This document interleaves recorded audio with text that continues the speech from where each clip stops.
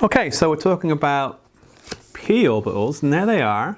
Okay, so I need to accommodate 6 electrons to get to the end of my row or fill my second and third layer in each case. Remember, the first 2 go into a sphere, and the second, I should say, third, fourth, fifth, sixth, seventh, and eighth electrons go into new shape, okay, which we see as a dumbbell. And a dumbbell can have 3 directions in space, so I can accommodate 2, 4, 6 electrons, okay.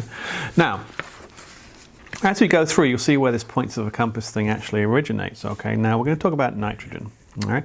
If I do nitrogen real quick, and this is its electronic configuration, which we'll talk about in more detail soon, right. So if I do nitrogen, 2 on the inside, and then 5 on the outside, right? So 7 electrons, there we go. Now, remember, that's our first layer sphere, so I'm building that bridge, right? I'm building the bridge from dots to waves, right? So that's 2 on the inside, so if I say nitrogen,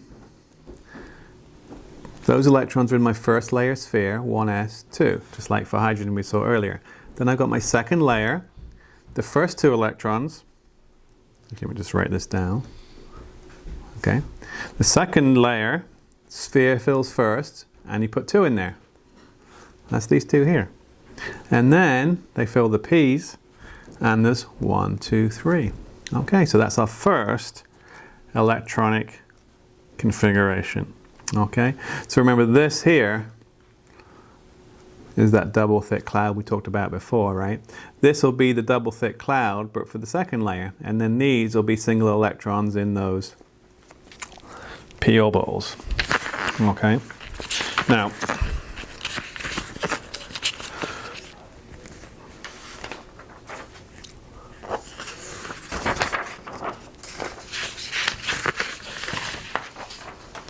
before I go there, a nice way to think about this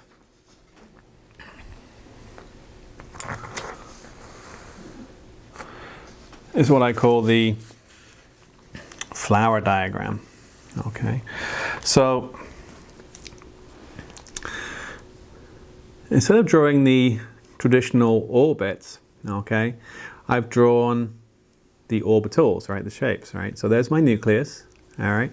There's my first layer sphere, which is labeled. Okay, so I can get 2 electrons in there. Next to kind of fill is the 2s. Okay, now s always fills first. That's why the s block's on the left in the periodic table, because it's slightly closer than these p's, right? On average, they're the same distance, but because of the shape, it pokes out a little bit, right?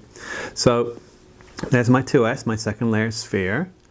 There's one of those shapes. I can get 2 electrons in there. And then I've got 3, 1, 2, 3, what we call orthogonal. That means they're in 3 different directions at 90 degrees. Degenerate, which means they're the same distance from the nucleus, p orbitals. So these are the p orbitals. There's 1, 2, and there's actually 3rd as well. Okay, so that's what I call the flower diagram. All right, so if I kind of, and here's one I kind of prepared earlier. Okay, if I look at nitrogen, okay, so we saw this nitrogen before, 1s2, 2s2, 2p3. So there's my 2 on the inside. So I take that sphere on the inside, double shade it, right? 1, 2, 1, 2. So there's my double thick cloud, that's that one there. And then the next one to fill is the 2s, that's this one here. That's these guys here. 1, 2. So I filled that second layer sphere with a double thick cloud. And that leaves me with 3 electrons to go. Now remember the points of a compass? Hey, first electron goes in here. Where does the next one go? Is it going to go into the same region of space, or is it going to go into the next one over? Well, we know points of a compass. I said, oh, that's empirical, but why? Okay, because electrons, they only pair up when they have to. Why? If I put an electron in the same region of space, it's going to repel that other electron because they're both negative. So hey, it's a bit like parking your car at Jewel, right? If you're parking in the road that's a fixed distance from the store, you don't park next to the beater car because someone will come by and they'll open it and bang your car, right? You move a space over. So there's that repulsion, right? So you're repelled from the junker car next to you, so you park a space over. It's the same distance to the store. These are degenerate orbitals, it's the same distance to the nucleus, but I go into the empty one, and then I go into the empty one. So we fill the points of a compass because of electron repulsion idea. Okay, so there's our wave diagram, there's our equivalent dot diagram. That's our electronic configuration, okay? So, that's one I kind of did earlier. To be honest, if I'm honest, I actually recorded this video twice now because I actually forgot to plug my mic in earlier. So, here we are. So, oh well. Now then, so back to that analogy between waves and dots. What I want to do is do something for neon, right? So neon, and there it is down there actually, but here we go, neon, right? So neon, if we do the dot diagram, and we'll see how it exactly matches the wave diagram, okay?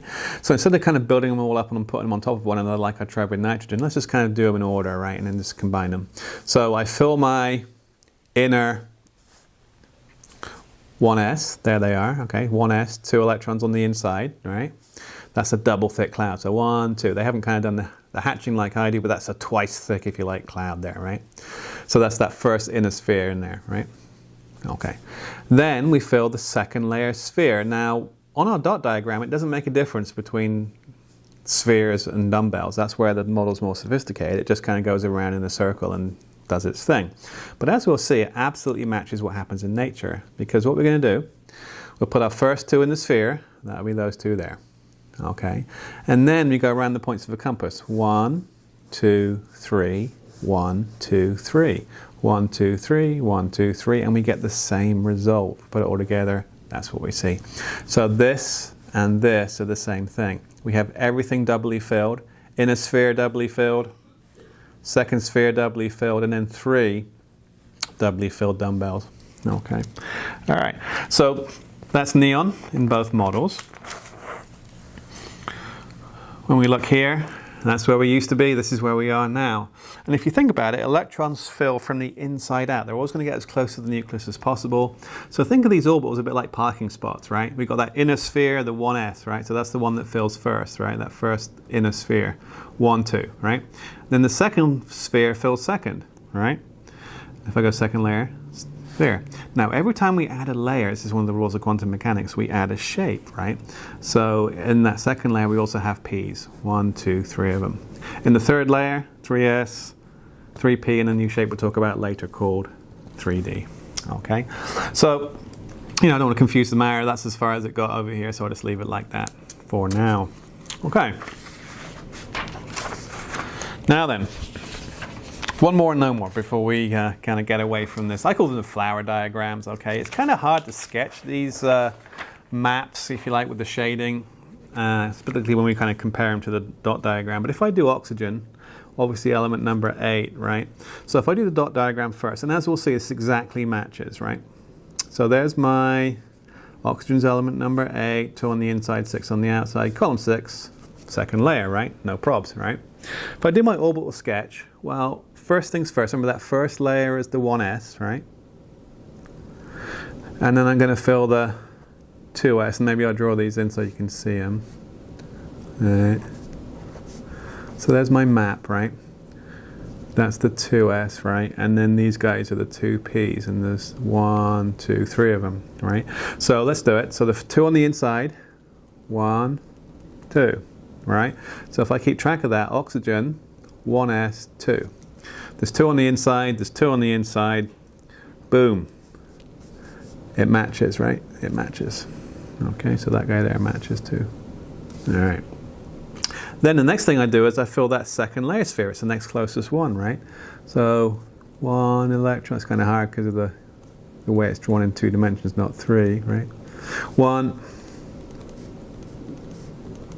2. That's those guys there, a pair, right? So second layer sphere, 2 in there. Boom. There they are.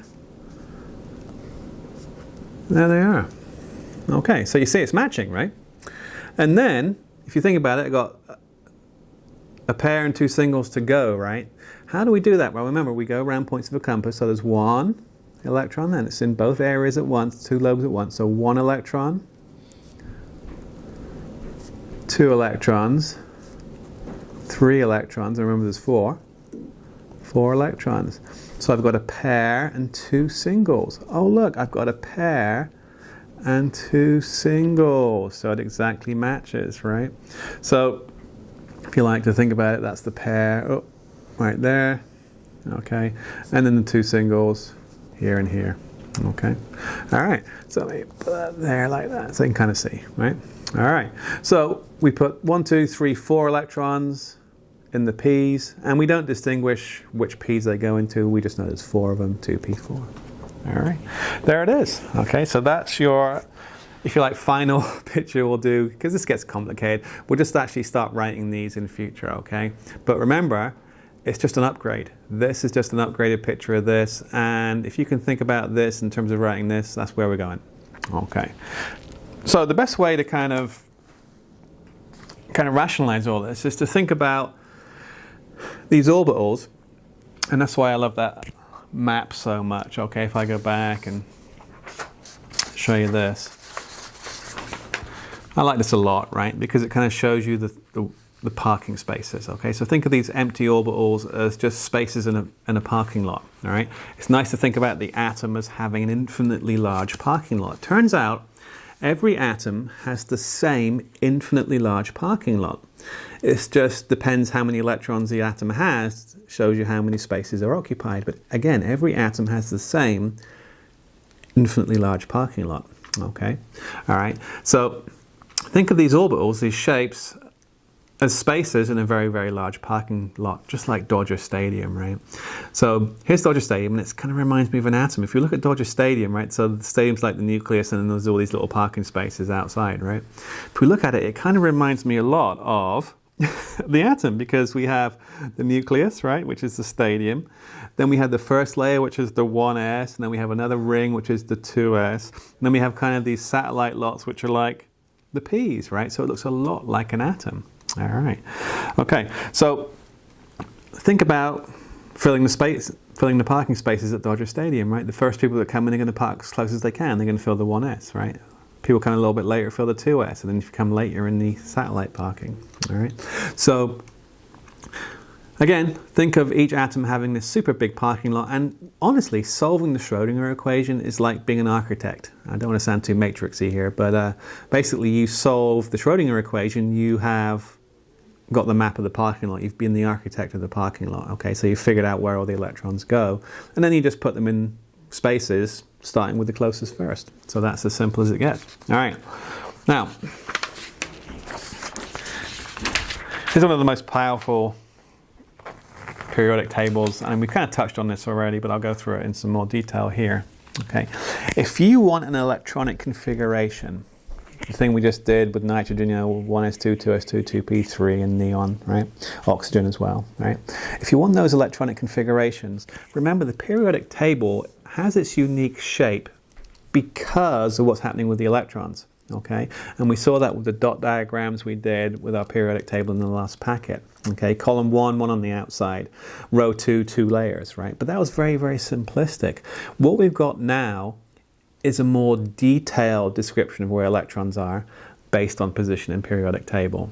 All right, now I mentioned before that the first 2 electrons go into a sphere, right? So hey, if I go based on occupancy, helium should actually be here. And if you want to do this, go find me a periodic table where helium's written here, because it's placed there because of its electronic structure. 2 electrons in the first layer sphere, rather than here like Mendeleev did, which is inert chemistry. So yeah, it's got a full layer. First layer only has 2. So it acts like everybody else with a full layer, usually with 8, right? But obviously it doesn't have 8 electrons, it has 2. So if we write it in terms of where it should be in the periodic table, it should be in this column here. All right. So bottom line is we have a 2 wide column on the left. That's called the S block, because the first 2 electrons of any layer go into a sphere. So hey, the first 2 electrons of any layer go into a sphere. So we have this 2 wide block here. Okay, and then hey, the next, like from layer 2 onwards, every time we had a layer we had a shape, right? From layer 2 onwards, the next 6, that's why it's 6 wide here, go into these dumbbells, up and down, side to side, in and out, right? Okay, so that's the 2p. This is called the P block. All right, then this is where it gets kind of interesting. As we start to fill it's kind of a weird thing in nature. If I looked at an empty parking lot, in layer 3 I get a new shape, which is called a d orbital, right? And you'll see here 3D. But it's in the 4th row, not in the 3rd row. That's because this guy slipped down. This should be different, right? But it's not. It turns out that in nature, when you put electrons in parking spaces, the parking spaces move. So imagine that. Imagine parking your car and the space moves. That's what happens when you fill electrons. So even though it's addressed 3D, it's actually in the 4th row. So yeah, we did add a shape in the 3rd layer, but it actually appears in the 4th row in the periodic table. Okay. If it was an empty atom, it would be here. But there are no such things as empty atoms, so it actually appears here. So we've got a 10 wide block here. We can accommodate 10 electrons. That'll be 5 orbitals, right? So 5 shapes. They look kind of like fans. We'll show you a picture later. All right. So if I just read across the periodic table, if I think about one of my favorites, carbon. Carbon is there, right? So carbon's right there. It's in column 4, row 2. Remember, you sunk my carbon, right? Okay. If I want to figure out its electronic structure, it's real easy. So carbon, I'm just going to read across the periodic table. 1s1, 1s2 gets me to helium. Yeah, so I'm filling these subshells, filling these blocks, right? So that gets me to there, if you like. And then 2s1, 2s2 gets me there to beryllium. And then 1, 2 in, so it's 2 in the 2p, so 2p2. That is the electronic configuration of carbon. All you got to do is just read across the periodic table, remembering the S block is the left, P block is the right, and D block's in the middle.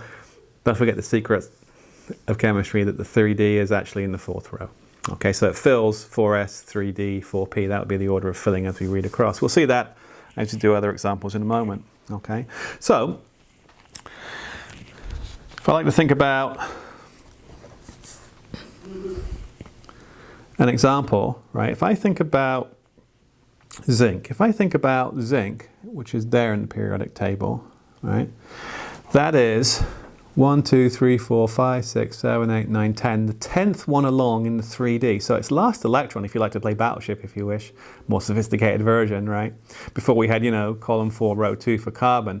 But now we have a more sophisticated Battleship. It's in the 3D 10 position, right? So its final electron is 3D 10, right? Okay. So if I want zinc, all I got to do is fill all the way up to 3D 10. And this is what I've done down here. So down here, I've got the order of filling, right? Let me kind of get everything on the page at the same time. So 1s2, check. 2s2, check. 2p6 gets us to neon, check. 3s2, check. Let's see if I can go around. 3p6, check. 4s2, check. Key. 3d10 gets us to zinc. And then if I kept going, 4p6, right? Okay. But as written, up to 3d10, that's actually zinc, isn't it? That's actually zinc. Fair enough. Okay. Now, little task down here, and this is the kind of the neat thing with the periodic table. If you just remember the block designations, right? We're going to fill up to, it says, the element with 3 electrons in the 5p. So there's the 5p. The 3rd one is there. If I look on the old periodic table, 1, 2, 3, 4, 5. Antimony, right? So we're going to do the electronic configuration for antimony. Now you can read across the one here, which helps, or you can kind of try and use the one you see on the test, right? So we've got to write the electronic configuration for antimony, Sb. All right. I'll use the one here because it's easier for now, but again, we use the regular periodic table and test, right? So 1s2 gets us to there, helium. 2s2 gets us to there. 2p6 gets us to there. Keep reading across. 3s2 gets us to there. 3p6 gets us to there. So far it's the same as zinc, right? Because it's just the same order. 4s2 gets us to there. 3d10 gets us to where we were with zinc, but we're not done yet, right? Then you tell me, what's next? 4p6 gets us to, I think it's krypton, right? 4p6. 5s 2 gets us to here. 4d10 gets us to, I think, cadmium, right? 4d10. Remember, it's one layer less for the D's. And then finally, 1, 2, 3, 5p3 gets us to antimony. All right, so there it is. Okay, there it is. Read across the periodic table. S block, P block, D block, golden rule, the D's start a number less than the row they're in. Okay, just read across to the spot, you get the electronic configuration. So hopefully you'll, get pretty good at this quickly. All right. To be honest, it is pretty easy. Okay, as long as you remember just to read across the periodic table. All right. So what I want you guys to do, feel free to pause right now. Try use the regular old periodic table to do this. Okay. All right. Read across and write me the electronic configurations, we call them, for these 4 elements. Okay. And then we'll talk about similarities we see with their dot diagram. Remember, the dot diagram works. Okay. All right. So hopefully you come back having solved this. Let's just go through. So lithium, if we look at it, maybe I'll come down a little bit so I can do 2 at once. Kind of tricky, but here we go.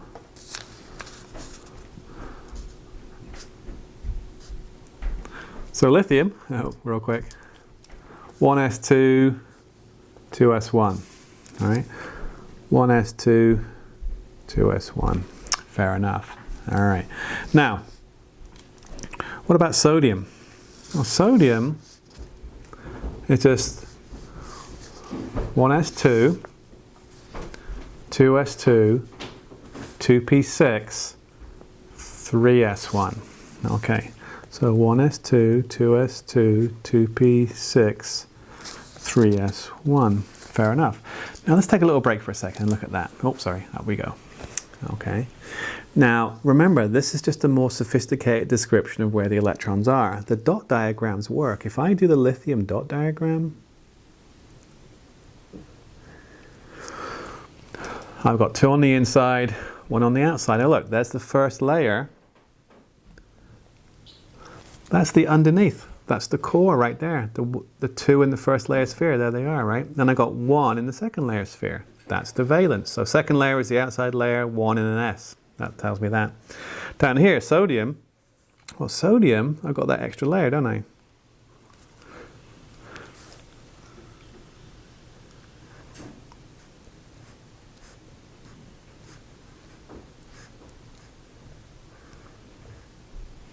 There it is. So I've got the first 2 layers full. That's my core. Okay. And 1 on the outside. There it is. That's the valence right there. Okay. Fair enough. Now, what I can do, which is kind of neat, because I have this core. Now remember, the underneath looks like a full layer, right? So what atom has a full first layer? Well, that's helium. So I can write helium instead there. So I can write lithium. Instead of writing 1s2, which is an inert core, I can write that. Okay? I don't mind which one you do. This saves a little bit of time. It's, either one's fine. This is the neon core, right? So sodium is actually neon, 3s1. All right. Try to do the same thing for carbon and silicon. Try the same thing for carbon and silicon. Okay. So carbon. I read across, terminal electron is 2p2, right? So 1s2, 2s2, 2p2, fair enough. Silicon, terminal electron, it sits right underneath, is 3p2. So I read across 1s2, 2s2, 2p6, 3s2, 3p2. There it is. All right, again, that's the core. That's the core. So we could write, neon 3s2, 3p2. Okay, so the answer would be, let's look at this question. Write electronic configurations for the 4, we did. Do you notice anything familiar about the number of electrons in each valence layer? Yes, okay. So the valence layer is the outside layer. There's 1 electron for sodium and lithium. Just matches its dot diagram. Okay. Here, carbon is in the 4th column, right? Column 4, right? So there are, in the second layer, 1, 2, 3, 4 electrons. Silicon, column 4 also. 1, 2, 3, 4. The only difference is, this gives us a more sophisticated answer. So the carbon, yeah, there's 4 on the outside. 2 are in the sphere and 2 are in dumbbells. 2 are in the sphere, 2 are in the dumbbell. So the chemistry of column 4 is 2 spheres, 2 dumbbells. The chemistry of column 1 is 1 sphere electron. That makes sense, okay? So the bottom line is, it matches the dot diagrams. Number of valence, electrons, same. as dot diagram. It's just a better map.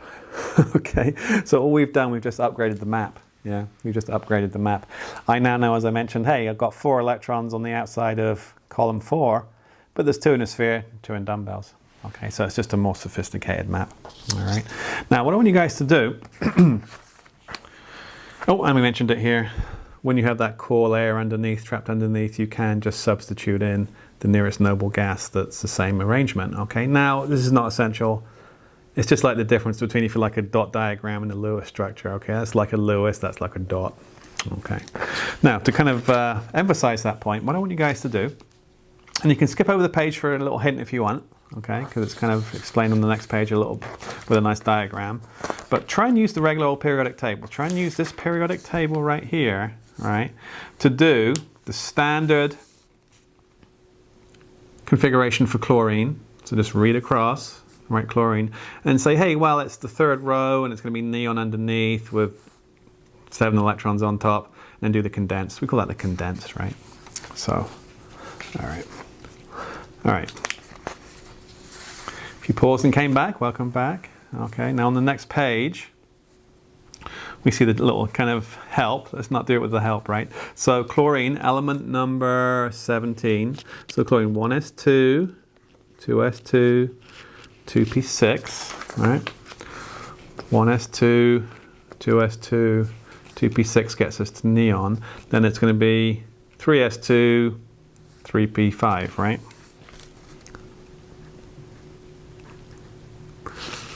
One, 2 and 6 makes 10, 2 and 5 is 7, so 17 electrons, element 17, we're good. Okay, now, remember that's the core,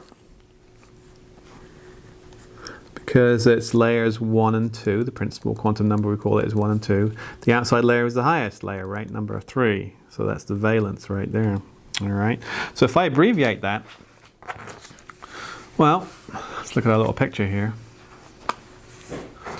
Turn it around so we can see it better.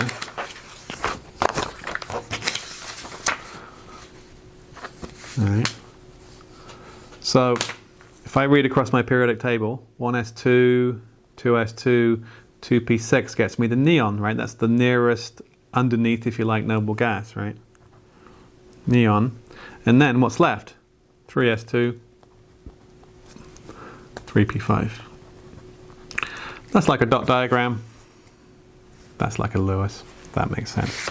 All right, so I'm nearly at the end of my time before the timer goes off, right? I get half an hour. If you ever wonder why I do half an hour, it's because my camera cuts out after half an hour. It's just too much information for it.